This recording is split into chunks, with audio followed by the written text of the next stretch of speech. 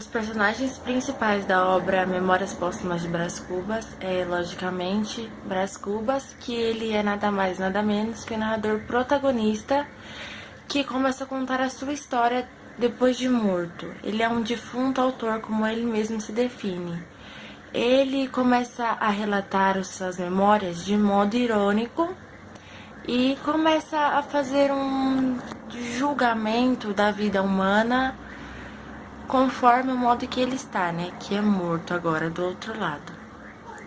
Virgília é o grande amor de Brás Cubas, foi o grande amor de Brás Cubas, que ela até gostava dele, mas ela preferiu manter um relacionamento, né? Era casado com um político Lobo Neves, que tinha grande poder influencial. E por isso preferiu ficar casada com ele, mas ainda assim manter um romance com Brás Cubas. Então os dois eram amantes e mantinham um relacionamento super secreto e perigoso. Lucas Borba era um grande amigo de infância de Brás Cubas que criou a filosofia do humanitismo nessa história. Gênia foi uma jovem a qual o protagonista, Brás Cubas, roubou um beijo dela, ela era manca, e logo em seguida ele a desprezou. Marcela é uma prostituta de luxo com quem Brás se envolve quando era jovem. O livro Memórias Póstumas de Brás Cubas tem como suporte duas temporalidades, a psicológica e a cronológica.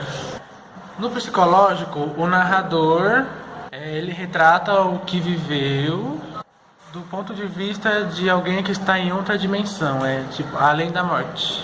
E assim ele pode retratar a história como ele quiser. No tempo cronológico, os eventos seguem um encadeamento social, racional, onde o defunto autor conta a sua meninice, os tempos da adolescência, a viagem para Coimbra e o retorno ao Brasil até desembocar a sua morte. O cenário é a terra natal do protagonista, que é no Rio de Janeiro. Também em Coimbra, onde o protagonista é enviado a essa cidade de Portugal para se curar, se livrar de uma desilusão amorosa.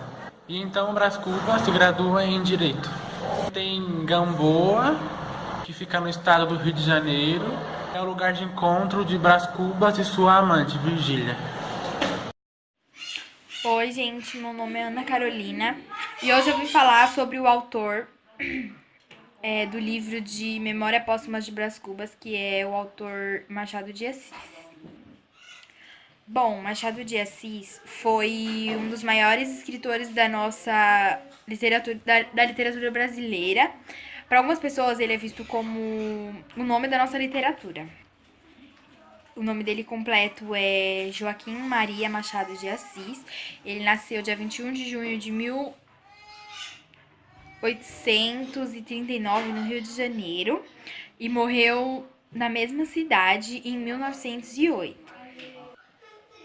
Ele foi uma pessoa muito humilde, ganhou respeito e consideração numa época bem difícil, que foi a época da escravidão no Brasil. Ele casou com a portuguesa Carolina Xavier em 1969. Eles não tiveram filhos. Ela foi a companheira dele até a morte dele, até a morte do autor. E ela sempre estimulou, né, empenhou ele, sempre apoiou ele na carreira literária. Ela tanto incentivou ele que eles fizeram uma obra literária juntos, que ela passou como a personagem Dona Carmo, né, no livro Memorial de Aires. Machado de Assis foi o primeiro presidente da Academia Brasileira de Letras, inclusive foi um dos fundadores em 1897. Ele é mais reconhecido pelos seus contos e romances, mas também escreveu poesias, peças teatrais, crônicas e críticas literárias. Para encerrar o vídeo, eu vou citar aqui algumas obras de Machado de Assis. Machado de Assis escreveu O Alienista, Missa do Galo, A Cartomante, Noite de Almirante, Teoria do Medalhão, O Espelho. Ele transformou a crônica em um gênero literário valorizado. Obra A Semana é o nome da obra dele. É a obra que era uma crônica. Bom, é isso. A última coisa que eu quero falar é que a cada dia que passa, os livros de Machado de Assis, sua personalidade e sua genialidade ganham admiradores pelo mundo afora. Ele foi um dos melhores escritores de livros, né? Ele foi um dos melhores escritores, tanto é que ele é conhecido como um dos maiores nomes na literatura brasileira. E é isso, o vídeo vai ficando por aqui. Boa noite. Iremos resumir agora a cena do último capítulo. O nome do capítulo é Das Negativas, é o capítulo 160. E a gente vai apresentar agora. Vamos representar esse último capítulo. Entre a morte do Quincas Borba e a Miriam, mediaram os sucessos narrados na primeira parte do livro.